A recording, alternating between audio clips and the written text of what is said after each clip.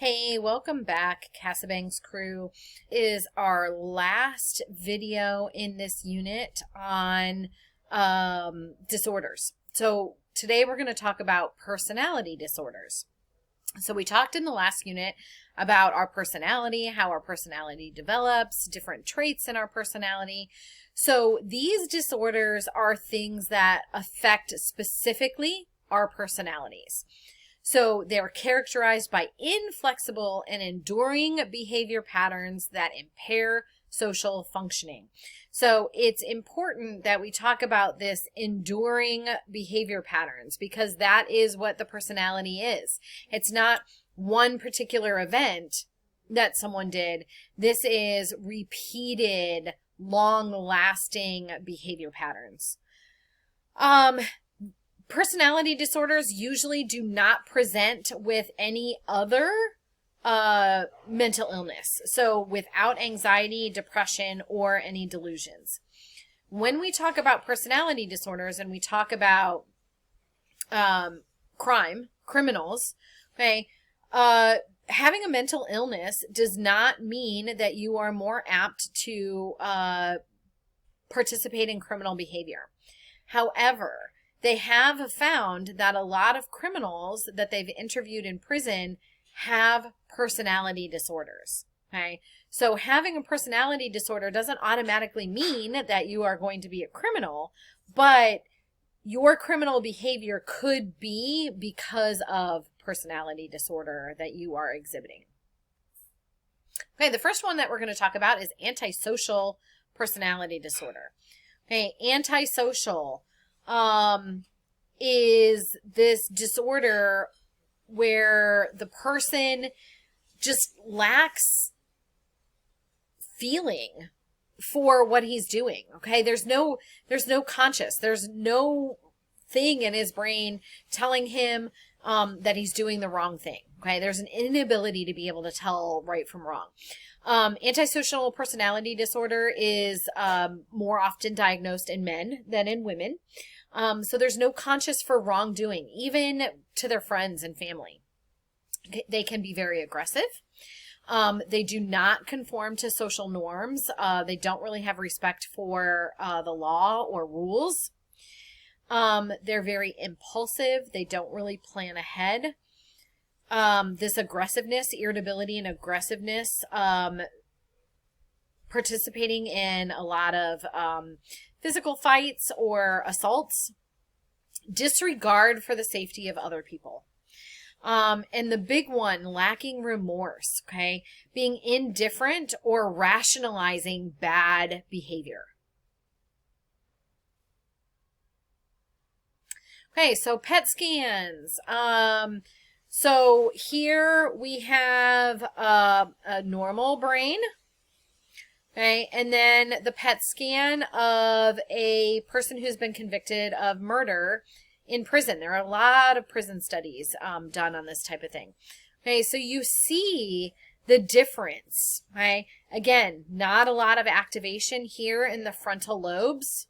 Okay, a lot more of the muted blues and green colors, not a lot of the yellow and red that you see going on in this brain.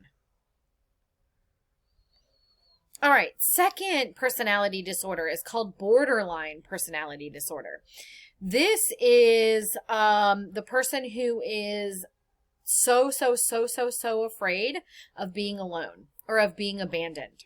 Okay, so they make all these efforts to avoid real or imagined abandonment.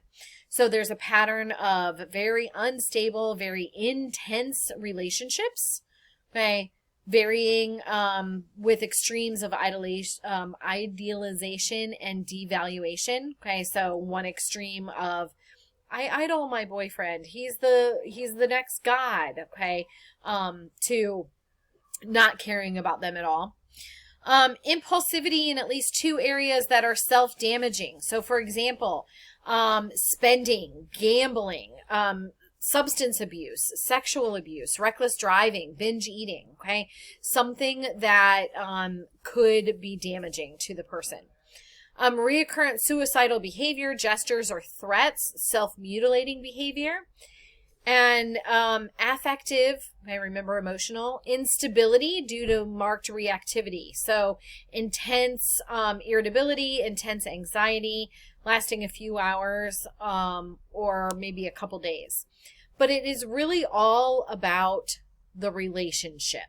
Okay, so having to make sure that your loved one doesn't leave you, or that you don't get abandoned, or you don't get broken up with or divorced. So it's really all about that relationship.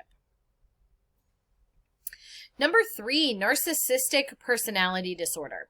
So grandiose sense of self-importance. That grandiose is like grand, like I am the most important person in the world. Okay, exaggerates achievements and talents, expects to be recognized as superior without really achieving that superiority.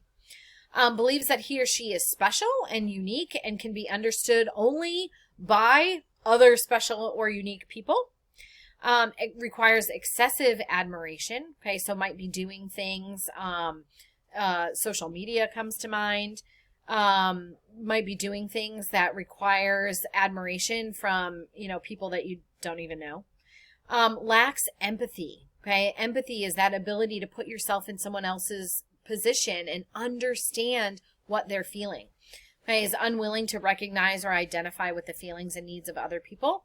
Is often envious of others or believes that others are envious of him. Okay, number 4, dependent personality disorder. Long-standing need for the person to be taken care of, and again, a fear of being abandoned or separated from important people in his life. Clinging behavior. Okay, clinging behavior. Has difficulty making everyday decisions without an excessive amount of advice or reassurance from their loved ones. Needs others to assume responsibility for most major areas of his or her life.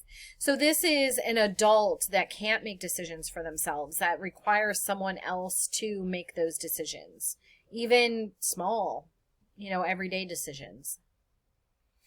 All right, and then the last one that we're going to talk about is histrionic personality disorder. Again, pervasive pattern, because it is an enduring pattern. Emotional, attention-seeking behavior. Begins usually in early adulthood. Oh, and I took that part off. But histrionic is usually a lot of crying, a lot of clinging behavior, could be anger, okay?